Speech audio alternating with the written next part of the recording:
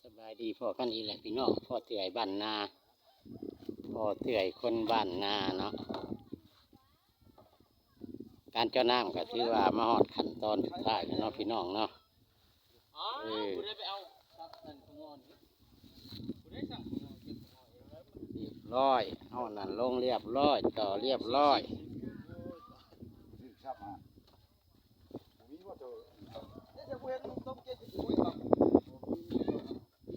ดูได้นะ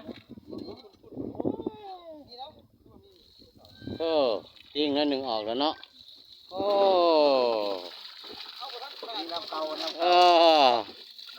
โอ้ยจะนำมากับใครโอ้ชุดยอดเนาะโอ้เนี่ยนี่ก็ถึกใจพึ่งเลยดึงเจ็ดเอ็นคอพึ่งกับบัวได้ก็เจ้า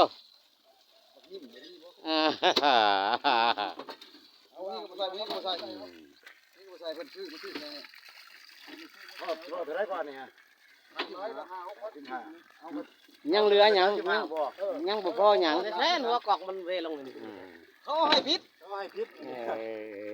จับ5,000นึงเนาะคนซื้อมาสมัยก็ได้มันเลิกบ่ซั่นนี่เลิกง่ายโพด40เขาจับให้พิษเจ้าของหั่นเลิกเสียบเอาแล้วเลิกเอาแล้วเอาเลยใช่รถใส่ตะกัวไว้สักก่อนเอาไปจิ้มใส่เอาเนาะเอายางใส่ก็ได้ลูกชายยางเคียนซะเนาะไม่ก็ได้บ่ได้หาซื้อเสียเงินเสียคำไปจังเขียนปากมันพี่ได้เลยที่มันละย่องให้น้ำมันออกบ่ทันใส่บัดบ่บ่แลเขาหักแต่งเองดอกอันน่ะมาเด้ร้อยละเอานั่นใส่กูสิใส่ยามันมาเมียขู่มาเลยไว้ลองวะลองโอ้คู่อีกบาทนี่ได้แล้วบาทนี่ฮันมีแห้งเด้อขอบใจเด้อเรียบร้อยแล้วชูกับมันมอนที่ลูกชะมันมอนเลยโอ้พอบุญมีคุณหล่อบุญเด้ออยู่ข้างหน้าผมปลาสั่งพลานเด้อ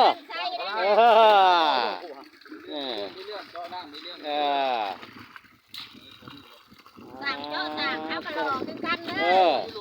โอ้ผ่านวีคนหล่อเนาะถ้าอยากใส่บริการบอกเด้อ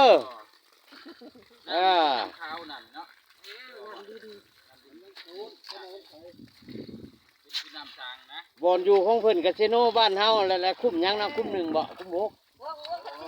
บ้านวงพันธีเนาะฐานวีบ้านวงพันธีดีใจสิล่มวะแล้วก็บ่ทายเอาแต่ตอนล่มมันถ่ายตอนล่มสมบูรณ์โอ้แล้วเราเพลงใหม่เอาเดือกลองเบิ่ง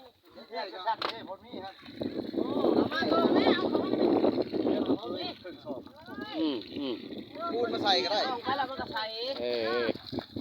มันเบิดน้ำพูดมาใส่เลยได้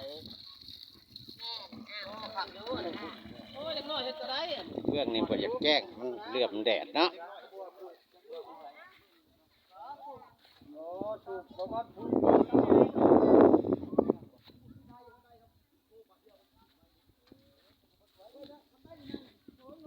กาเกียมแล้วเนาะพี่น้องเนาะ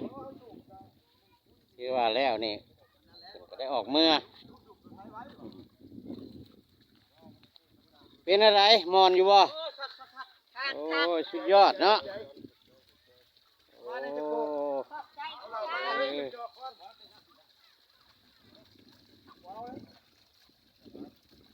ผักแล้วไฟสว่างเลยน้ำไหลไฟสว่างเป็นทางสะดวกเอากระเป๋าไปเลยก่อนผ่านบ่ผ่านเนาะ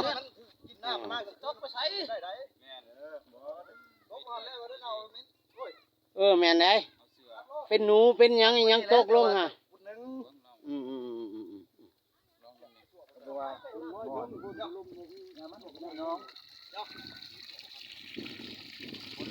เอาลงมาแต่เฮือนหลดหนึ่งไปเอาน้ำน้องอีกหลดหนึ่ง